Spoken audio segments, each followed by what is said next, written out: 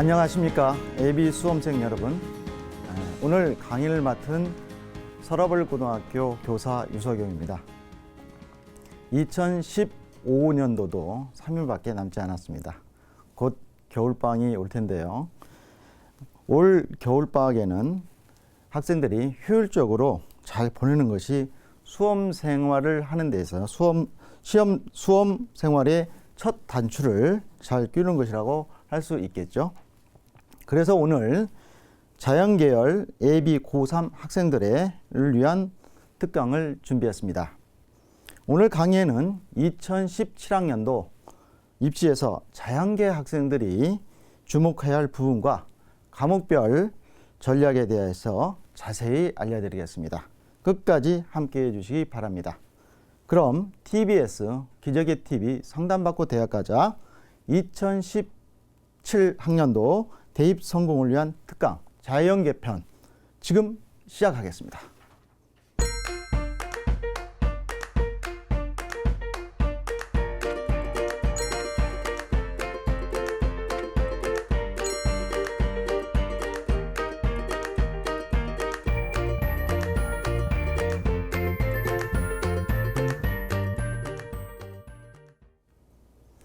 현 고3 학생들은 내일까지 정시 원서 접수를 해야 되기 때문에 지금 하루하루 1시간 1시간이 추조할 텐데요. 여러분은 이제 1년 남았습니다.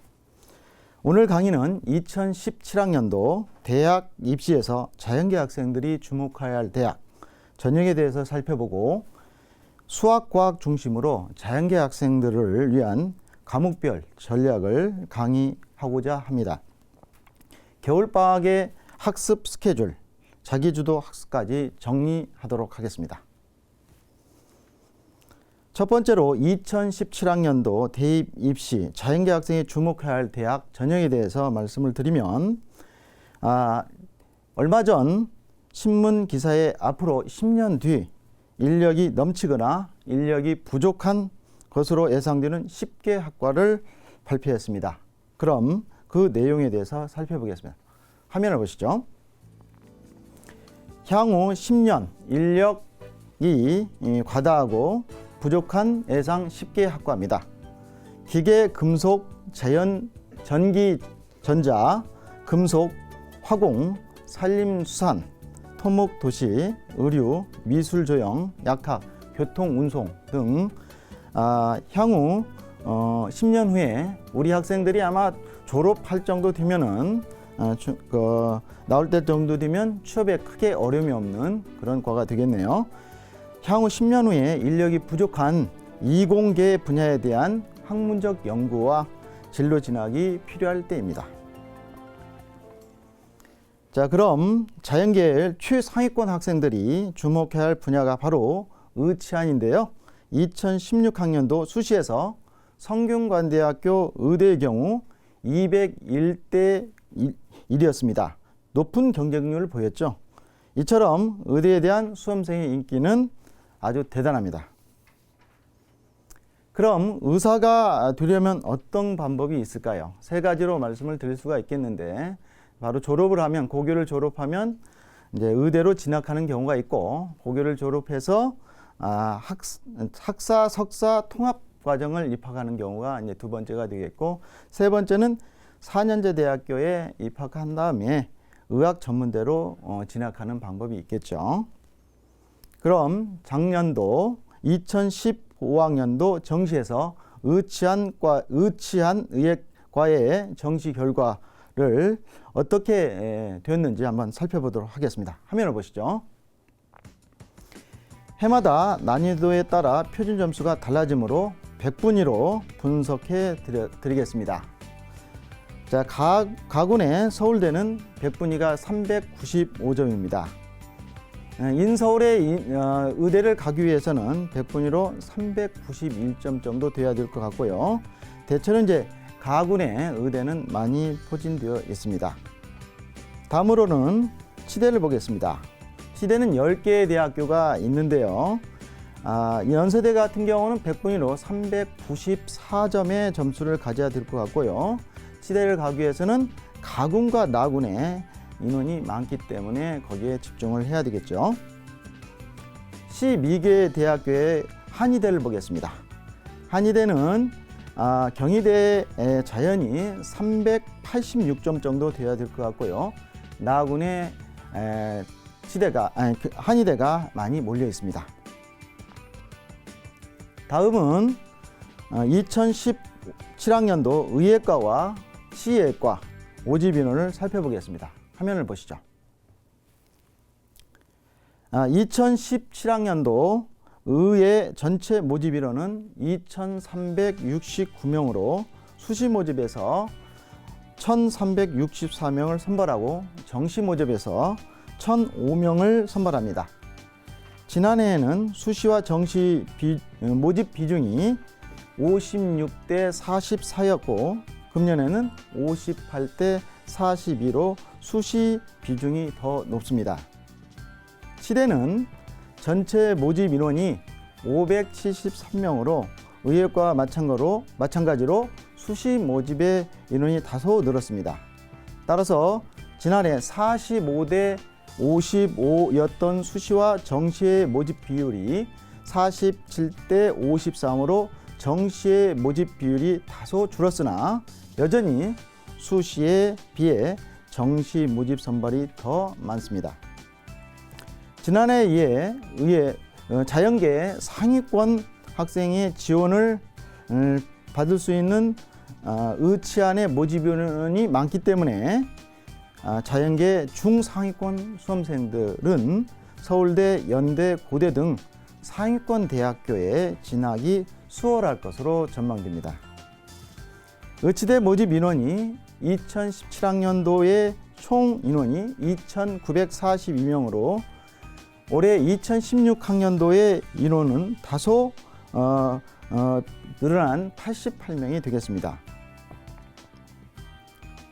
이번에는 주요 대학교의 2017학년도 의치안 계열의 전형 유형 및 방법에 대해서 살펴보겠습니다. 주요 대학교 2017학년도 의예과 전형 유형 및 방법을 화면을 보면서 말씀을 드리겠습니다. 먼저 고대입니다. 고대는 일반 전형으로 30명을 뽑고요. 학교장 추천 후 19명, 융합형인재 15명, 농어촌 학생 1명, 과학인재 17명으로 뽑는데요. 일반 전형은 여기서 논술이죠. 논술 60, 학생부 교과 30, 학생부 비교과 10 이렇게 되겠고요. 과학인재는 수능 최저가 없는데요. 나머지 부분에서는 수능 최저가 있습니다. 연세대를 볼까요? 연세대는 학생부 교과로 3명을 이제 의대를 뽑고요. 학교 생활 우수자 이제 종합 전형이 되는데 17명을 뽑고 일반 전형은 바로 논술 전형입니다. 15명을 뽑고요. 특기자 전형으로 20명, 한마음 추천 정원의회, 농어촌 정원의회에서 한 명을 뽑습니다. 특기자 전형은 추저가 없는데요.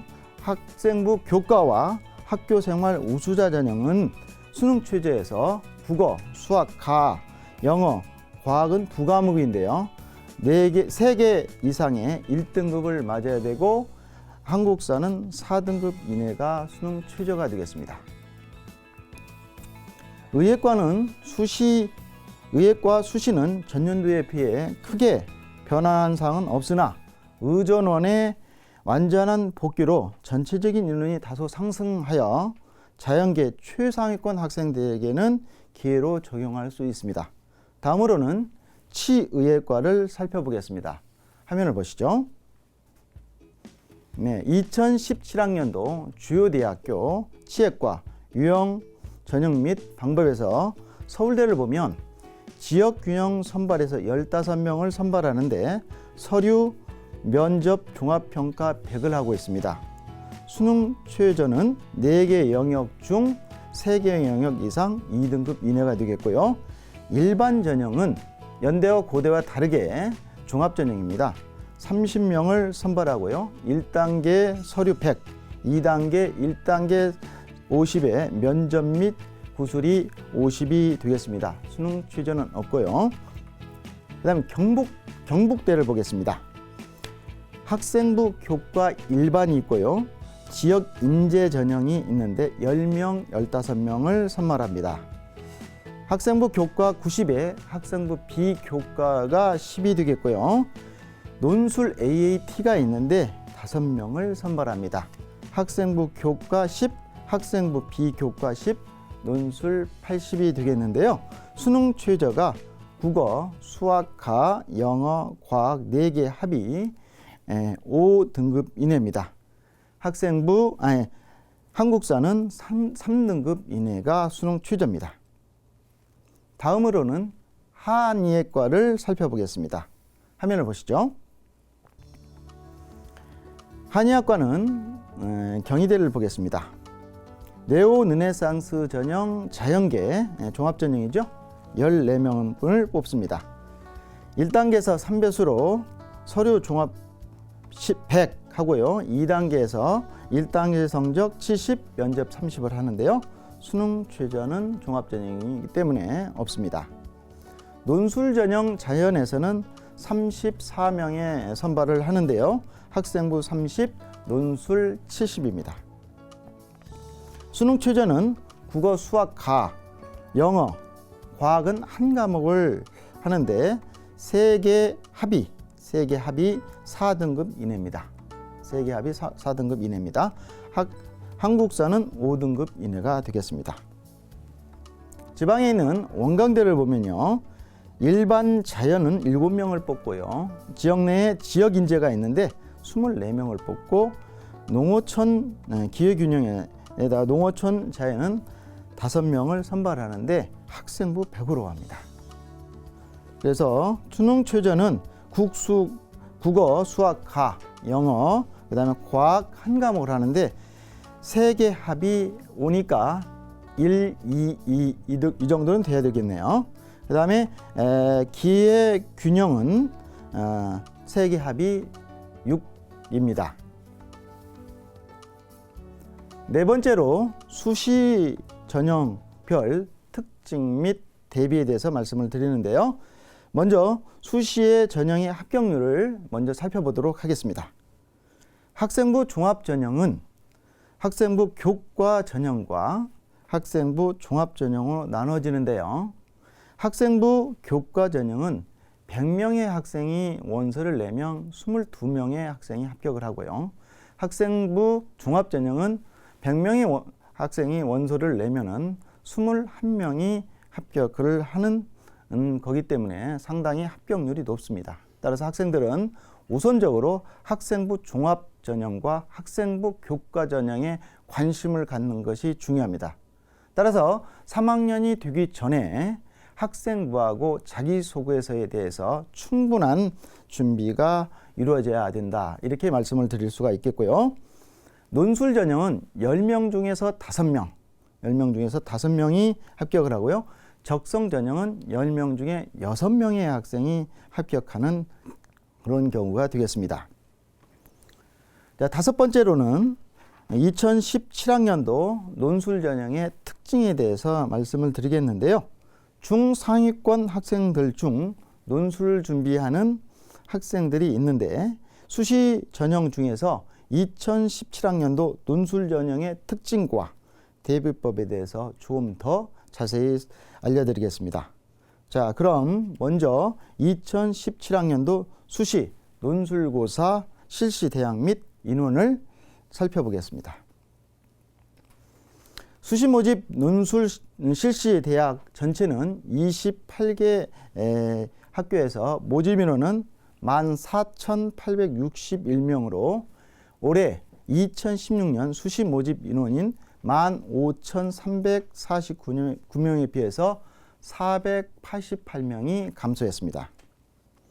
논술 문제는 고교 교육과정 수준에서 출제되며 학생 스스로 논술을 준비할 수 있도록 하며 지나친 논술 유형의 다양화를 지향하고 논술 난이도에 대한 고교 교사의 의견을 적극 반영하고 있어 수리 과학 논술에서 문제는 계속해서 쉬워질 거로 보입니다. 그럼 논술고사를 실시하는 대학은 어떤 대학들이 있는지 화면을 보면서 말씀드리겠습니다. 2017학년도 논술고사 실시 대학. 연세대, 고대부터 해서요. 한국항공대, 한양대, 에리카 해서 수도권 대학교에서는 25개 대학교가 논술을 실시하고요. 지역 대학교로는 울산대 의대와 경북대, 부산대 3개 대학교가 논술을 실시합니다. 다음으로는 2017학년도 수시 논술 실시 대학의 전형 방법을 살펴보겠습니다. 화면을 보시죠. 먼저 서강대를 보겠습니다. 서강대는 전형명이 논술 전형입니다. 올해는 364명의 학생이 을 선발하는데요. 논술 60, 학생부 40으로 수능 최저가 없습니다. 한양대학교는 논술 전형인데요. 432명의 학생을 선발하고요. 논술 60, 학생부 40으로 수능 최저가 없습니다. 그럼 주요 대학교의 논술 전형의 경우 수능 최저는 어떻게 될까요?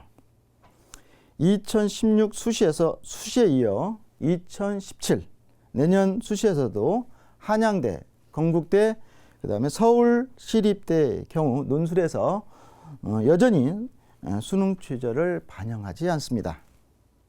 하지만 여전히 주요 대학교는 일정 수준 이상의 수능 최저 학력 기준을 요구하고 있는데요.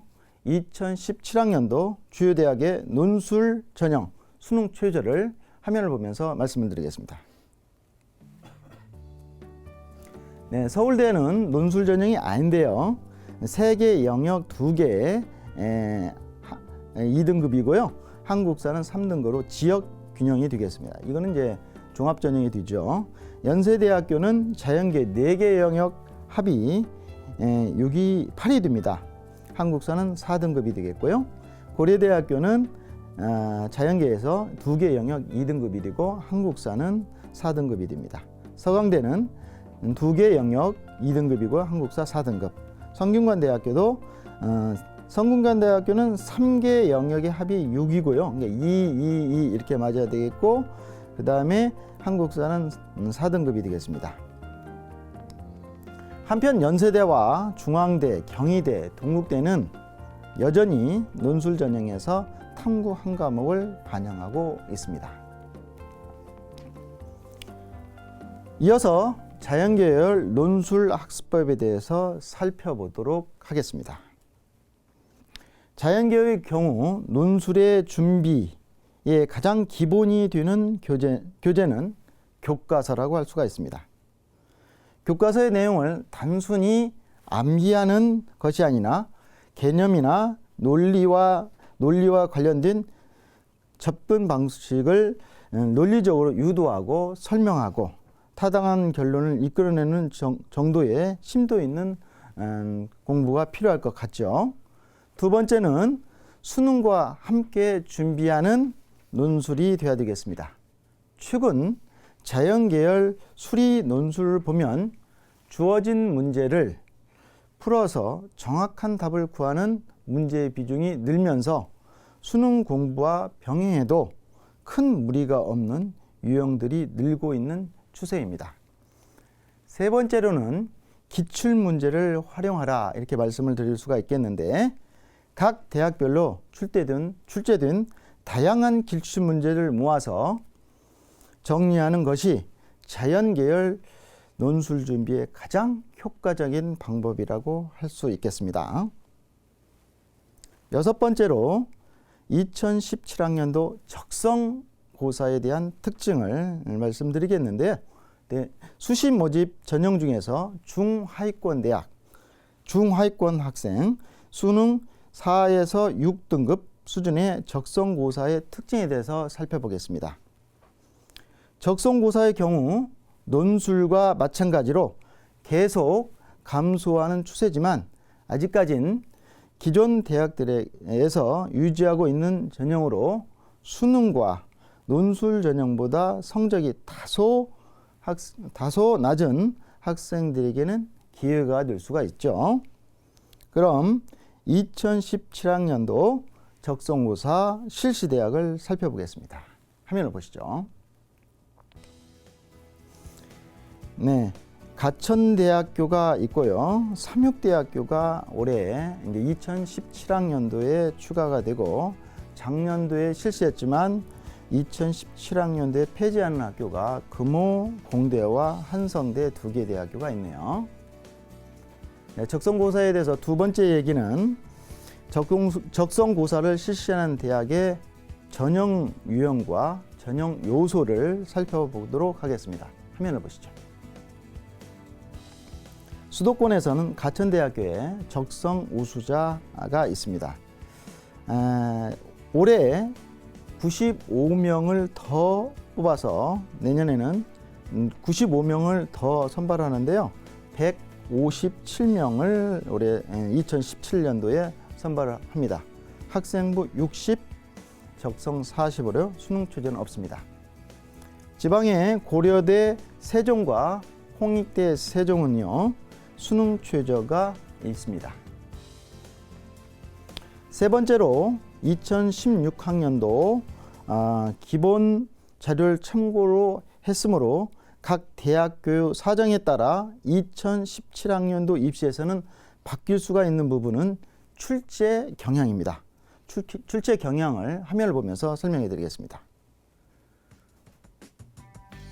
네, 가천대학교는 60분의 시간을 시험 시간으로 하고요. 문항은 50문항입니다. 고교 교육과정의 교과서와 EBS 교재를 통해 수능의 유형과 유사하게 출제된다는 게 특징이고요. 국어 20문항, 수학 20문항, 영어 10문항, 총 50문항인데요. 사지선다형입니다. 고교 교과 과정의 문제를 80%, 응용 문제를 20%로 출제를 하게 됐죠. 나머지 학교는 한번 참고하기 바랍니다. 다음으로는 네 번째로 적성에 대한 네 번째 이야기는 대비는 어떻게 해야 되냐 이런 얘기입니다. 그럼 겨울 방학 동안에 적성고사를 준비하는 예비 수험생들은 어떤 전략이 필요할지 한번 살펴보도록 하죠. 먼저 국어 영역입니다. 국어 영역은 세 가지로 이야기할 수 있는데 첫 번째는 단어 및 문법 관련 유형의 문제를 잘 풀어야 된다, 준비해야 된다 이렇게 말씀드릴 수가 있고, 두 번째는 독서 및 문학에 관련된 유형의 문제를 풀어야 된다 이렇게 말씀을 드릴 수가 있어요. 세 번째는 언어 추리 관련 유형인데 이 부분은 단어들의 의미 관계, 문장들이나 정보들의 논리적 관계를 추리하거나 분석하는 유형들이 출제되고 있습니다. 다음은 수리 영역입니다. 네, 적성고사에서도 수리 영역의 비중이 크고요. 수리 영역에 따라서 합불이 가르기 때문에 수학에 대한 준비를 철저히 해야 될 것 같습니다. 두 가지로 말씀을 드리면 수학 교육 과정상의 기본 개념 및 원리 관련 유형의 문제가 나온다. 설명을 더 드리면 1차적으로 학교에서 배우는 교과서의 단원별 주요 개념 및 원리에 대해 체계적으로 학습하는 게 효과적이다 이렇게 말씀드릴 수가 있고요. 대학마다 문제 유형이 약간씩 다르게 출제될 수 있으므로 대학별 기출문제 및 매년 발표되는 모의 적성고사 문제를 통해 유형 감각을 익히는 게 아주 중요합니다. 두 번째, 수학적 계산과 사고 관련 유형이 필요한데요. 어쨌든 간에 교과서 내용을 중심으로 공부하는 게 효과적이며 적성은 빠른 시간 안에 정확하게 계산하는 능력이 또한 필요하기 때문에 이 내용을 명심해야 될 것 같고요. 그 다음에 영어 영역입니다. 영어 영역은 두 가지 얘기를 할 수가 있겠는데 단어 및 문법에 관한 유형의 문제, 두 번째는 영문 독해에 관한 유형의 문제 이렇게 준비해야 되겠는데요. 글의 중심의 화제 및 주제 이해, 요지 파악, 내용의 논리적 흐름에 따른 글의 순서, 배열, 빈칸 추론 등 문제들을 출제하니 잘 참고해 주시고요. 전체적으로 보면 수능의 80% 수준의 문제들을 풀 수만 있다면, 푼다면 합격할 수 있는 충분한 조건이 됩니다. 따라서 수능과 같이 공부하고 국영수 과목을 80% 수준, 다시 말해서 약 3등급의 수준의 문제를 충분히 풀어낼 수 있는 능력을 가지는 것이 합격의 열쇠가 되겠습니다. 자, 지금까지 2017학년도 대학 입시에서 자연계 학생들이 주목해야 할 대학과 전형에 대해서 살펴봤습니다. 이쯤에서 앞서 강의한 내용을 다시 한번 뒤집어보고 잠시 광고를 보고 오겠습니다.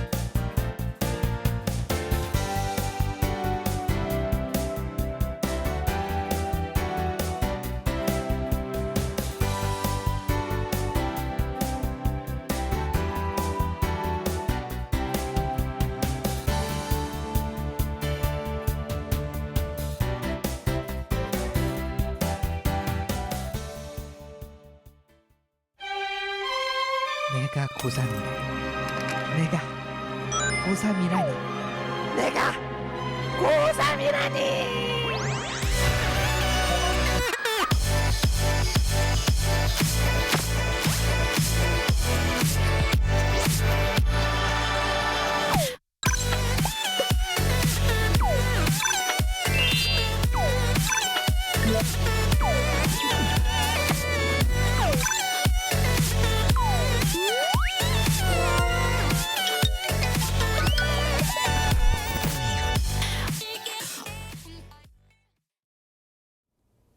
네, 앞서서 말씀드린 강의는 상위권 학생들의 의치안 관련 내용과 그 다음에 중상위권 학생의 적성에 관한 내용이 있는데, 전반적으로 자연계 학생들은 수학, 과학을 잘해야 된다는 점이 특징이 되고요.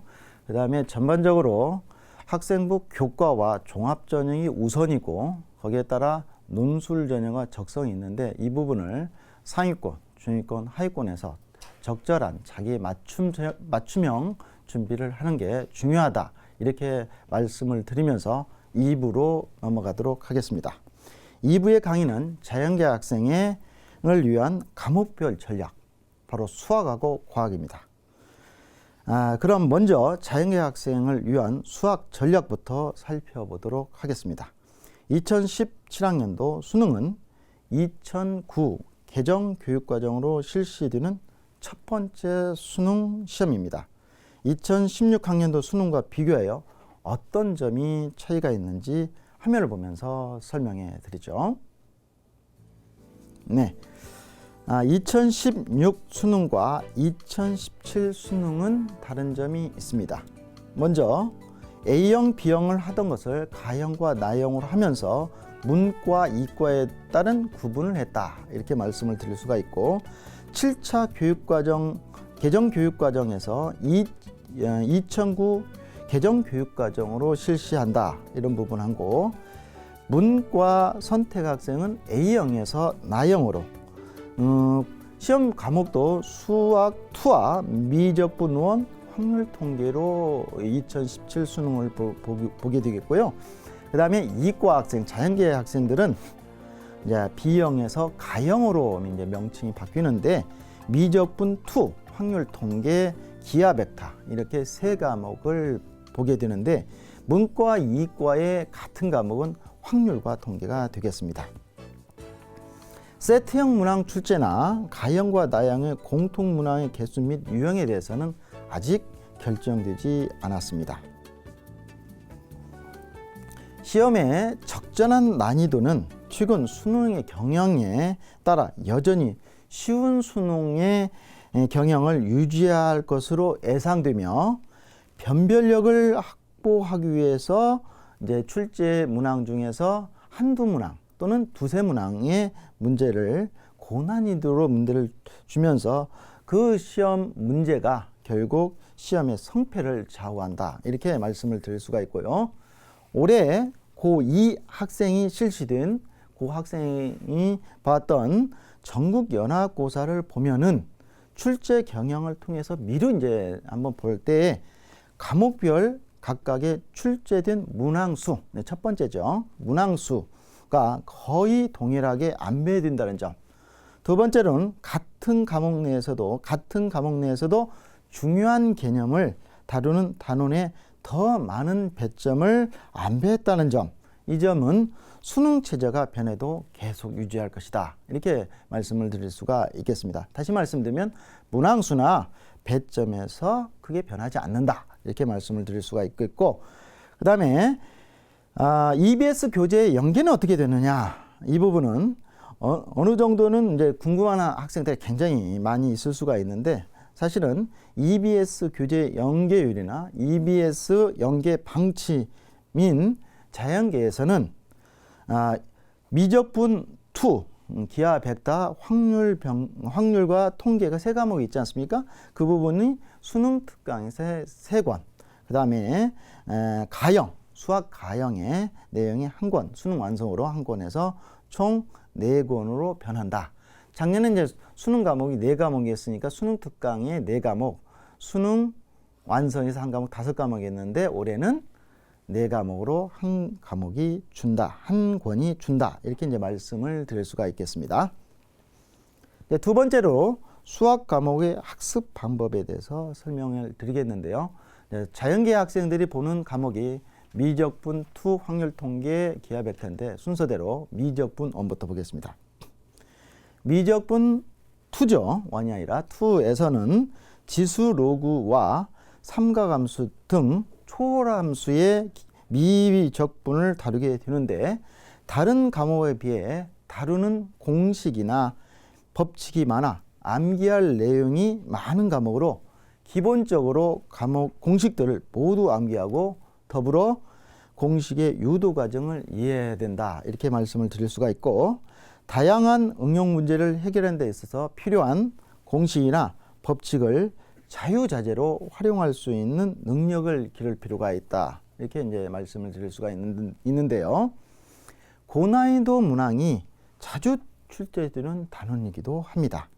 따라서 다른 과목에 비해서 좀 더 심도 있는 학습을 할 필요가 있다. 보통 이제 학생들이 벌써 미적분 2는 했기 때문에 한 번 더 관심을 가질 필요가 있겠다. 이렇게 말씀드릴 수 있겠고요. 자연계에서 쉬운 과목은 확률과 통계입니다. 학생마다 좀 다르긴 하지만 그래도 전체적으로 봤을 때 좀 쉬운 과목이 확률과 통계입니다. 실제 자료가 많이 주어진 확률과 통계 과목은 문제 유형이 비교적 정형화되어 있는 편입니다. 다만 문제에서 제시되는 상황을 정확히 이해하지 못하면 다른 방향으로 문제를 풀어 실수할 수 있는 부분도 있습니다. 따라서 유형별로 문제를 분류하여 정리하는 것이 좋은 방법입니다. 마지막으로 기하와 벡터인데요. 학생들이 대부분 가장 까다로운 과목으로 생각하는 과목이 되겠습니다. 2007 개정 교육과정에서 다뤘던 1차 변환과 행렬의 내용은 삭제되었습니다. 공간 도형을 해석하는 공간 지각 능력을 키우기 위해서는 도형을 보고 직관적으로 도형의 성질을 파악하고 활용하여 문제를 해결할 수 있는 연습이 참 필요하죠. 이와 같이 이제 3개의 과목을 이제 학습하는 방법을 좀 잘 알고 이에 대해서 공부를 충분히 할 필요가 있다. 이렇게 말씀을 드릴 수가 있겠고, 그렇다면 정시에서 수학 반영비율이 높은 대학은 어떤 대학일까요? 2016학년도 정시 자연계열 기준으로 살펴보겠습니다. 화면을 보시죠. 2016 수능 수학 반영비율이 높은 대학 자연계입니다. 100% 중에서 40%, 5분의 1을 가진 반영을 하는 학교가 숙명대학교 수학과, 인하대학교 수학과, 글로벌 금융학과, 아태물리학부, 한성대학교 자연계가 되겠습니다. 자, 100 중에서 36%를 차지하는 건 명지대학교 자연계고요. 100 중에서 35%를 차지하는 것은 대부분의 자연계열이나 의예, 한의학과 이 정도가 되겠습니다. 자, 가천대부터 한양대, 에리카까지 대부분의 자연계학과에서 35%를 반영하고 있죠. 전반적으로 이제 서울, 경기, 인천권의 대학 위주로 살펴봤습니다. 네 번째로 수학 영역의 문항 및 배점에 대한 내용도 한번 알아둘 필요가 있겠는데요. 화면을 보면서 말씀을 드리죠. 네, 먼저 객관식입니다. 1번부터 21번까지 되는데요. 오지선다형으로 되어 있죠. 1에서 3번까지는 2점으로 3개 문항 6점이 되겠고, 4번부터 13번까지는 3점으로 10개 문항이 30점이 되겠고, 14번부터 21번까지는 4점짜리 8개로 32점, 총 객관식은 68점이 되겠습니다. 그 다음에 주관식은 22번부터 30번까지 있는데, 22번부터 25번까지는 3점짜리 4개가 되죠. 그래서 12점이 되겠고, 26점부터 30번까지, 26번부터 30번까지는 4점짜리 5개가 돼서 20점, 총 32점이 되는 68점과 32점 이렇게 되는데, 전체적으로 봤을 땐 2점짜리가 3개, 6점, 3점짜리 14개, 42점, 그 다음에 4점짜리가 13개, 52점이 돼서 2점과 3점의 합이 48점인데 4점짜리 52점보다도 더 적다. 이렇게 이제 말씀을 드릴 수가 있습니다. 제가 말씀드리는 이유는 4점짜리가 문제가 어려운데 4점짜리도 3점짜리에 가까운 쉬운 문제가 있다는 얘기를 말씀을 드리고자 전체적으로 분석을 해봤고요. 다섯 번째로 수학 문제 유형에 따른 점수 분포를 말씀을 드리면 2016학년도 수학능력 시험에서는 수학 B형, 다시 말해서 내년엔 수학 가형으로 바뀌는 응시자가 역대 최대였습니다.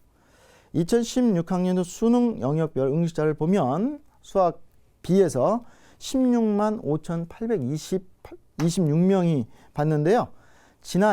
작년이죠. 15만 4,297명보다 무려 11,529명이 늘어났습니다. 이는 2015년 의과대학교 모집 인원의 증가에 따른 것이며, 지난해 의대 진학을 하지 못한 수험생들의 재수와 반수의 증가에 따른 것으로 예상됩니다. 그럼 2016학년도 수능 수학 B형에서에 따른 점수 분포에 대해서 설명을 드리면, 화면을 보시죠. 지금 보면은요, 4점짜리를 하나를 틀리면 마이너스 4가 돼서 96점인데, 자, 하나 틀리면 1등급입니다. 4점짜리 2개를 틀리면 마이너스 8인데 92점으로 2등급입니다. 2개 틀리면 2등급이 되는 거죠. 자, 그 다음에 4점짜리 3개를 틀리면 마이너스 12인데 88로 3등급입니다. 3등급. 따라서 그렇게 되는데요. 따라서 이렇게 문제가 지금 상당히 하나, 2개, 3개에 따라서 등급이 바뀌는, 그리고 1등급, 2등급, 3등급이 되고, 이제 4등급이 되는 경우는 5개를 틀리는 경우에 4등급이 됩니다. 그렇게 좀 문제가 쉽다는 거죠. 가형인데도 불구하고요. 수학 가형, 자연계 응시생 일부는 수학 나형 인문계로 시험을 보는 게 유리할 것으로 보는데요. 이유는 수리 가형의 6등급 이하의 학생들은 사실 인서울이 어렵습니다. 따라서 전형 방법에 따라 수학 가나형을 선택하는 대학과 학과 또는 전문대학교가 수학에서 교차가 가능하기 때문에 수학에서 공부하기 쉽고 점수를 따기 용이한 수학 나형으로 시험을 바꾸어서 응시하는 게 좋겠고요. 적성고사 시험에서도 인문과 자연에서 동일하게 수학 나형을 출제하고 수학 가형에서 6등급 학생이 수학 나형에서 3등급 이상을 득할 경우가 있으므로 이 점을 고려할 필요가 있다. 이렇게 말씀을 드릴 수가 있네요. 자, 그러면 다음으로 이제 과학 전략에 대해서 말씀을 드리겠습니다. 자, 자연계에서 과목별 전략으로 과학을 한번 살펴보겠는데 먼저 과학 탐구형의 문항 및 배점에 대한 분석을 먼저 말씀을 드리겠습니다. 화면을 보시죠. 2점짜리가 이제 10문항이 되겠고요. 20점, 3점짜리가 10문항으로 30점이 돼서 총 20문항에 대해서 50점이 되겠죠. 자, 그 다음에 자연계에서 과학 탐구 과목의 영향이 크다는 점은 여러분이 잘 알고 있는데요. 자, 수학과 과학의 가산점이 50% 가산점이 있어서 국어, 수학, 영어 탐구가 20, 30, 20, 30 하는 상위권 대학들이 많이 있습니다. 그러므로 영향력이 굉장히 과학에서도 크다. 그럼 과학 탐구 영역의 표준 점수와 표준 점수에 따른 등급과 점수차를 화면을 보면서 말씀을 드리겠습니다. 자, 전체 과목 중에서 물리원인데요. 이번 수능에서 물리원이 상당히 어려웠습니다. 자, 거기 보면은 3점짜리를 2개 틀리면요 44로 1등급을 합니다. 2점짜리 2개와 3점짜리 2개를 하면 마이너스 10 이렇게 돼서 그래서 2등급이 되겠고요. 그 다음에 이제 3등급은 총 6개를 틀리면 3등급이 됩니다. 따라서 좀 어려운 부분, 단원이 있을 텐데요. 그 부분을 학습을 미리 충분히 할 필요가 있다. 이렇게 말씀을 드릴 수가 있어요. 20문제 중에 2문제 또는 20문제 중에 4문제, 20문제 중에 6문제를 틀리면 1, 2, 3등급이 되기 때문에 문제가 어려웠을 때 그 단원을 얼마만큼 극복하느냐에 따라서 문제를 한두 문제 어떻게 더 맞느냐에 따라서 등급이 바뀌고 그에 따른 백분위와 표준 점수가 달라지기 때문에 어려운 단원을 미리미리 공부할 필요가 있다. 이렇게 말씀을 드릴 수가 있겠고요.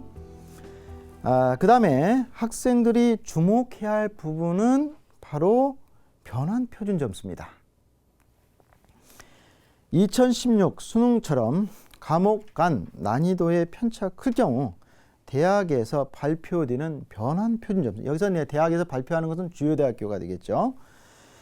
계산법에 따라 면밀히 계산해야 됩니다. 쉬운 과목에서 틀릴 경우 백분위 차가 커서 백분위 점수가 낮아지는 경우가 있어 곤란한 경우가 많습니다. 그럼 과탐 표준 점수 대비 백분위부터 살펴볼까요? 화면을 보시죠. 자, 2016 과탐 표준 점수 대비 백분위입니다. 자, 표준 점수 76점을 맞은 생명과학원이 이제 100이 됐죠. 100이 하나만 있는 게 아니라 74일 때 100, 73일 때도 100이죠. 같은 100입니다. 그러나 그 100은 다릅니다. 72 표준 점수일 때 물리원과 지학원이 100입니다. 이어서 백분위 대비 변환 표준 점수의 예시를 살펴볼까요? 네, 2016년 과탐 백분위 대비 변환 표준 점수입니다. 이 부분은 상당히 중요한 부분인데 변환 표준 점수를 쓰는 주요 대학교에서 변환 점수가 다르지만 표준 점수가 다르지만 백분위가 같으면 변환 표준 점수는 같다는 중요한 얘기인데요. 자, 한번 보시면 백분위가 100이 가장 위에 보면 변환 표준 점수가 68.38입니다. 만점자죠. 생명원이나 물리원, 지학원, 화학2가 되겠습니다. 그런데요, 지학2를 한번 볼까요? 지학2의 100분위가 96이고 표준 점수가 64 되는 부분은 지학2를 만점 맞은 학생입니다.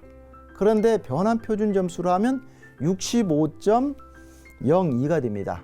그러면 같은 만점이라 하더라도 변환 표준 점수에서 차는 68.38에서 65.02를 빼면 3.36점이 차이가 납니다. 이 점수는 상당히 큰 점수입니다. 변환 표준 점수에 의한 점수는 소수점 셋째 자리에서 합불이 갈리기 때문에 이 점수는 상당한 점수가 될 수가 있는 거죠. 다음으로는 2016 과탐 만점자 이론사안 조합 비교를 해보면요. 지금 1위로 있는 생명원과 물리원을 선택한 학생이 표준 점수로 545점이 됩니다. 다 만점을 맞았을 때의 표준 점수입니다.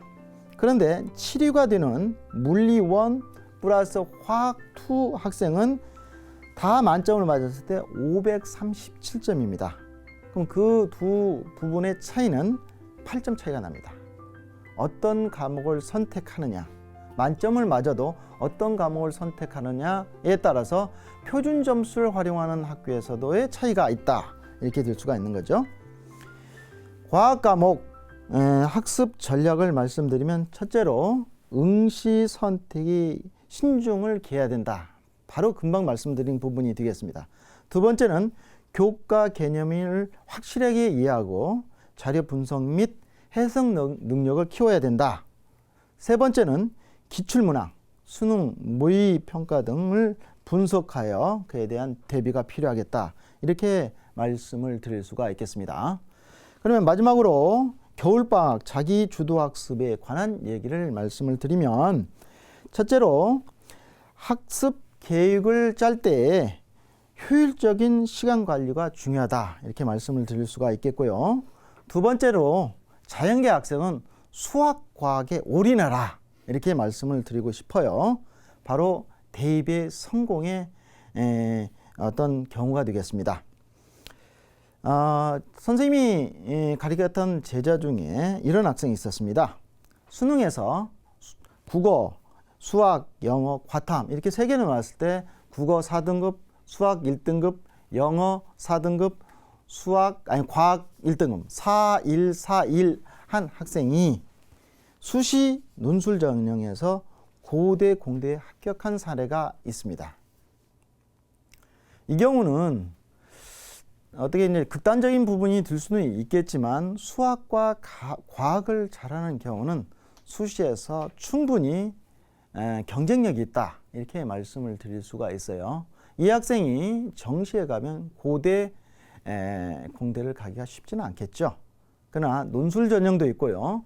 과학 인재 전형도 있고 학생이 학생부 종합 전형으로 갔을 때 과학의 수학의 어떤 부분을 특기를 살린다면 충분히 종합 전형에서도 또는 특기자 전형에서도 충분히 경쟁력을 가져줄 수 있기 때문에 수학 과학이 상당히 중요하다. 이렇게 이제 말씀을 드릴 수가 있겠고, 그럼 성적대별로 수학 과학에 올인해 합격한 사례를 보면서 천천히 제가 선생님이 살펴보도록 하겠습니다. 화면을 보시죠. 상위권 학생입니다. 상위권 학생은 수학 가형에서 학습 단원을 미적분 투와 공간도형 벡터 부분 이렇게 이제 했으면 이게 해야 된다고 생각이 드는데, 올해 이제 수능 본 학생들 중에 만점을 받은 학생의 이 얘기가 이제 선생님이 이 얘기 해줄 수 있는 부분인데, 이 학생은 이제 공간과 도형 부분이 미적분보다 조금 약했대요, 평상시에. 그런데 기하 벡터 부분에서 공간 도형과 벡터 부분이 쉽게 나오고 미적분 부분은 상당히 어렵게 나왔는데, 그걸 극복해서 미적분 부분은 강했고, 이제 공간 도형과 벡터 부분은 좀 학생이 좀 어려웠던 거죠. 이렇게 해서 이제 만점을 맞았는데 이것 또한 상당히 운이라고 생각이 되지만 미리 미적분 2와 공간 도형과 도형 벡터 부분을 완벽하게 해놓으면 상위권 학생에 대해서는 논술이나 그 다음에 수능에서 좋은 점수를 얻을 수 있다. 이렇게 말씀을 드릴 수가 있겠고, 과학은 과학 1과 과학 탐구 과탐 1과 2를 1등급으로 목표로 하되 각 영역별로 두세 문제 문항을 집중적으로 공부할 필요가 있다. 이렇게 이제 말씀을 드릴 수가 있겠고, 전형은 아무래도 이제 논술 전형, 수학, 과학 특기자, 인재 전형 이런 경우가 있을 수 있는데, 이제 내신이 좋거나 종합 전형을 충분히 준비한 학생은 여러 가지 경우 수가 있을 수가 있겠죠. 중위권 학생은 이제 집중 문항은 이제 수학 가형에서 10문제가 되는 4점짜리입니다. 13문제가 되죠. 13문제가 되는 4점짜리를 집중적으로 했으면 좋겠고, 그 다음에 이제 과학 같은 경우는 완완 선택을 해서 3등급을 목표로 하되 이제 3점짜리 문항이 10문항인데 이 문항에 대해서 집중적으로 해서 종합 전형이나 논술 전형에 적극적으로 임하면 좋겠다. 이렇게 이제 말씀을 드릴 수가 있네요. 그 다음에 하위권 학생들은 아무래도 이제 수능 성적에서 가형이 성적이 안 나오면 상당히 어려운 점이 있기 때문에 수학 나형 인문계를 중심으로 공부하는 게 좋겠어요. 그래서 수학 2나 확률과 통계 부분을 이번 방학 동안에 열심히 해주는 것이 좋지 않을까 이렇게 되겠고, 과학은 완을 선택하되 한 과목만 열심히 해라 이렇게 이제 말씀을 드릴 수가 있어요. 그래서 전형은 종합 전형과 적성에 집중적으로 하면 좋겠다 이렇게 말씀을 드릴 수가 있겠고, 다음으로는 겨울방학 동안에 규칙적으로 생활을 통해서 자기주도학습을 통해 하루 일정을 잘 짜는 게 중요한데요. 선생님이 제시하는 겨울방학 자기주도학습 하루 일정을 화면을 보면서 말씀을 드리겠습니다. 전체적인 내용은 두 가지입니다. 일칙 기상하고 일칙 추침해라. 나머지 공간에 있는 기상과 추침 기간에는 사이에는 공부할 때는 집중해서 공부하라 이런 얘기가 되겠고요. 두 번째로 자기주도 학습은 수학과 과학에 집중 학습해라 이렇게 말씀을 드릴 수가 있겠고요.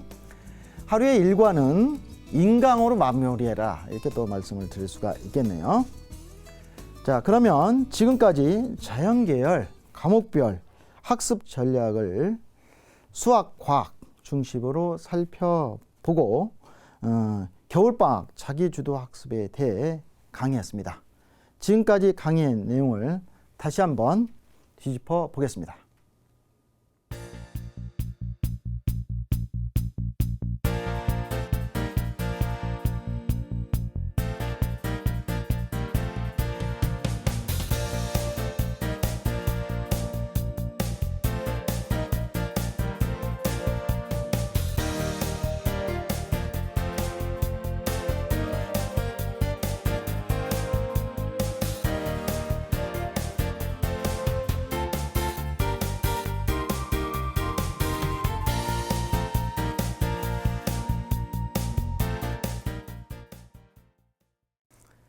네, 지금까지 여러분에게 몇 가지 중요한 얘기들을 했는데요. 아무래도 이제 상위권 학생들은 의치안이나 이제 주요 대학교를 이제 목표로 할 거고, 중위권 대학교는 이제 적성을 비롯한 종합 전형 이렇게 이제 수능까지 이제 이어갈 거고, 하위권 학생들은 이제 국영수 과목에서 한 과목, 특히 이제 수학을 잘하면 좋겠고요. 거기서 이제 과탐 같은 경우는 한 과목만 이제 공부를 해주면 좋겠다. 이런 얘기가 되겠습니다. 전체적으로 자연계 학생들은 수학과 과학을 중심으로 절대적으로 이번 겨울방학에 올인을 해야 될 텐데, 지금까지 자연계 학생들의 위한 2017학년도 대입 성공을 위한 특강을 했습니다. 수학, 과학을 열심히 해야 된다는 말씀입니다. 지금은 정말 힘들고 노력해도 안 된다는 생각을 하게 될지 모르지만, 노력은 배신하지 않는다는 마음가짐으로 어제보다 좀 더 나은 내일을 위하여 꾸준히 노력한다면 좋은 결과를 얻을 수 있을 거라고 선생님은 생각합니다. A, B 고3 수험생 여러분, 열공하세요. 그리고 화이팅 하세요. 감사합니다.